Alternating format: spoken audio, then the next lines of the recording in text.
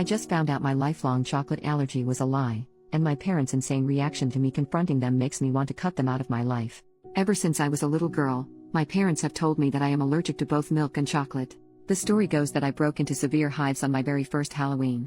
My mom had given me some milk chocolate and I had to be rushed to the hospital with hives and breathing problems where I was diagnosed with both chocolate and milk allergies. Ever since then, I have never been allowed to eat anything containing chocolate or cow's milk. Over the summer, one of my college friends from out of state invited me to come stay with her for a few weeks. While I was in her state, I decided to use the opportunity to visit my godmother/aunt who I haven't been able to see since I was a young child. My aunt was thrilled to see me and we spent a whole day hiking and just catching up. When we stopped for lunch, my aunt pulled out some granola bars, but they had chocolate in them so I couldn't eat them. I told her that I was allergic to chocolate and she was stunned. My aunt told me that I have never been allergic to chocolate and that my mom was lying to me. She told me the story of how I had gotten ill from daycare and my mom had tried to sue the daycare owner for some stupid reason that no one was sure of. My mom was pissed off because she thought the daycare owner was flirting with my dad and she wanted to get the daycare shut down. My mom then invented the story about me and the chocolate at the Halloween party. She made sure not to tell the daycare about the fake allergy and then waited for the daycare to feed me food with chocolate in it so that she could sue. When that didn't work, my mom then invented a story about me being allergic to milk. When my aunt tried to call her out on it, my mom stopped speaking to her and that silence has continued until the present. Needless to say, I was stunned. I wanted so badly to believe that my mom was telling the truth and that my aunt was lying. I waited until we got back to my aunt's house and I took a bite of one of the granola bars. And I was not allergic, at all. I was very upset and decided to call my dad. Our conversation was so crazy and out of nowhere that I don't know what else to do but type it out. The conversation went like this. Me, Dad, were you aware that I am not actually allergic to chocolate and milk like you and Mom have told me? Dad, don't be ridiculous. You've never been able to eat chocolate without a reaction. Why would we make that up? Me, I'm not trying to accuse you of making it up. I was just asking if you were aware that I do not have the allergy. I just ate some chocolate and I didn't have any reaction to it. Did I ever get any allergy tests done? Dad, I will have to ask your mother. I am upset that you are trying to call us liars over this. Me, when did I say anyone was lying? What are you talking about? My mom then jumped into the conversation. Speakerphone. Mom, honey, don't you remember that you had hives at your 10th birthday party? Your friend had given you a Tootsie Pop and you were allergic to the chocolate. Me, Mom, I never had a 10th birthday party and I don't know what you're talking about. I was just curious if I ever had a real allergy test done for chocolate, because I was just able to eat some without a reaction. I'm just trying to figure out if I can eat chocolate or not now. Mom, I don't know why you need to know if you had a test or not. You can't eat chocolate because we say you can't eat chocolate. You're being a little liar right now. How dare you say we never gave you a birthday party that year? You've always been ungrateful and now you can't even remember the party we gave you. Me, Mom, I know I never had a 10th birthday party because I was at summer camp. Why are you trying to make me believe that I did? My mom then started screaming at me and I just hung up the phone because it was so loud and I couldn't hear any individual words. I silenced my phone and watched as she proceeded to call me 40 times in a row. The entire time my aunt was watching in horror. My aunt then gave me a hug and told me that this is why she doesn't have a relationship with my mother. My mom has always done this, lied to people and then tried to convince them it was the truth. I am very upset about this entire situation. The conversation was simply one of the craziest things I've seen and I don't know who these people are anymore. It creeped me out and I don't think I ever want to talk to them again or else they will try to turn on me. Am I right in wanting to cut these people out of my life? Edit to add for people asking about my parents. My mom and dad are two peas in a pod and they are best friends. If she's a narcissist, then I'm 100% positive he is one too. I can't afford an allergy test, but at least I know I'm not going to die from chocolate anymore. I don't think I'll be able to pretend that I forgot about the party because it was so hurtful that she tried to lie to me about it. I don't ever want to speak to her again. She doesn't even remember my birthdays and she's my mom. Update. 3 months later. It's been a while, but I felt the need to update because my mom purchased a one-way ticket to Crazy Town after I made my first post. To summarize what I have found out since my last post. I am not allergic to chocolate. Chocolate is amazing and I am now addicted to the chocolate waterfall at Golden Corral. I am not allergic to milk. I am mildly lactose intolerant, but I was always told it was an allergy to a protein in the milk. I can drink Lactaid with no issues. I had an allergy test done and it confirmed that I am not allergic to anything except for pollen and some animal dander. My mother is a psycho. After I made my original post, I decided that I was going to cut contact with my parents except through email. My mom called me over 1,000 times the first week and I eventually had to get a new phone and simply stopped answering the old phone and let the battery in it die. To put this in perspective, she used to call me 2 to 3 times a week and this sudden increase was pure insanity. Since my mom knew where my dorm room was located on campus, I requested to be moved into one of the more private dorm buildings because I was concerned for my privacy. I didn't tell anyone except my college friends about the move, and I had thought that everything would be fine.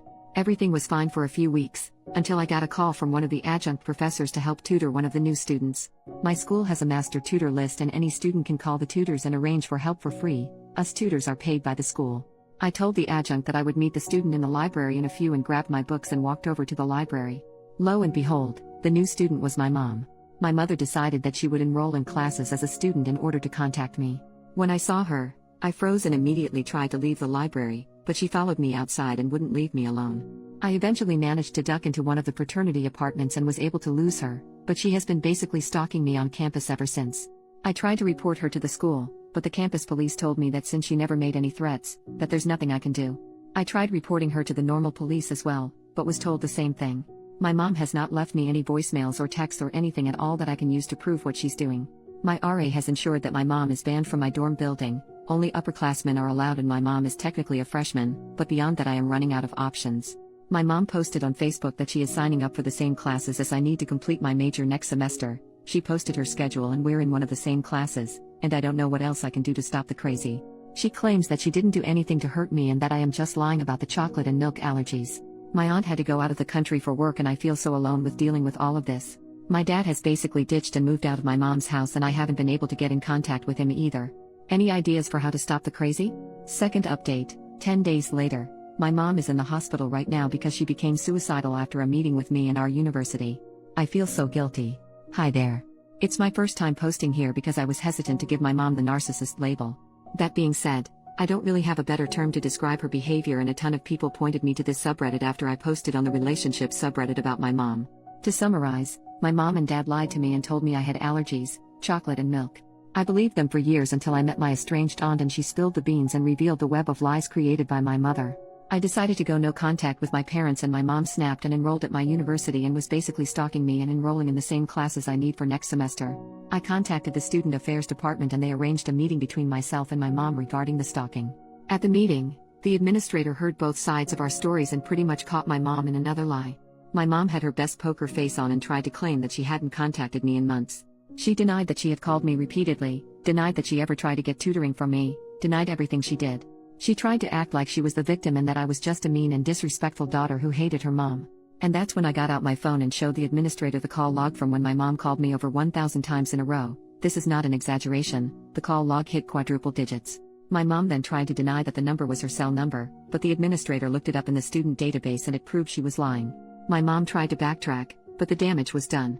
The administrator made us both sign contracts that said that we each must not contact each other for the remainder of the school year, otherwise we would be suspended from classes. My mom was forced to change her schedule so that she would not be in the same classes as I was in. The administrator made it clear that if she tried to circumvent the contract, even if by accident, that she could have her student ID banned from entering the student center or other buildings if I was inside. They are controlled by RFID chips and we have to swipe them to enter certain buildings.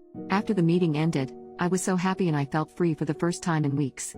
A few nights later, my dad called me and left a voicemail informing me that my mom tried to commit with sleeping pills and that she was going to the hospital. I thought it was fake at first, so I called the hospital and they put me through to my dad, who was in the waiting room.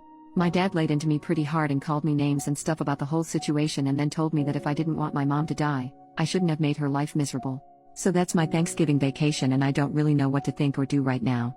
I'm going to go bake a pumpkin pie and try to forget about it all, but food tastes like ash in my mouth. Relevant comments. Commenter number 1, honey, it's not your fault. Not even a little. She is a very sick person. This attempt is the inevitable conclusion of a long struggle with serious mental illness. Also, while we take all threats of suicide seriously on this sub, her failure to unalive herself is notable. It is not hard to unalive yourself. Even pop culture offers a few methods which are surefire, and a quick Google search will quickly turn up a dozen more. The fact that she didn't look for this information, and didn't complete her suicide, suggests that this was more of an attempt to manipulate than an attempt to leave the planet. She isn't dead, and that's significant. OP, thanks for saying this. My mom is incredibly intelligent and resourceful, and I know that if she really wanted to die, she would have been successful. She can recite stats off the top of her head, and I've heard her saying before that most successful suicides involve guns. I know for a fact that she knows what it takes for suicide, and she's smart enough to find a way to hurt herself without leaving lasting damage. She also made sure to put me down on her list of approved visitors and sign all the paperwork so that the nurses can tell me information without violating HIPAA. She knows that I'm the type of person who would have called the hospital and then I would know all the details and she could guilt me with them. Story was marked as inconclusive. Hopefully OP comes back and gives us an update.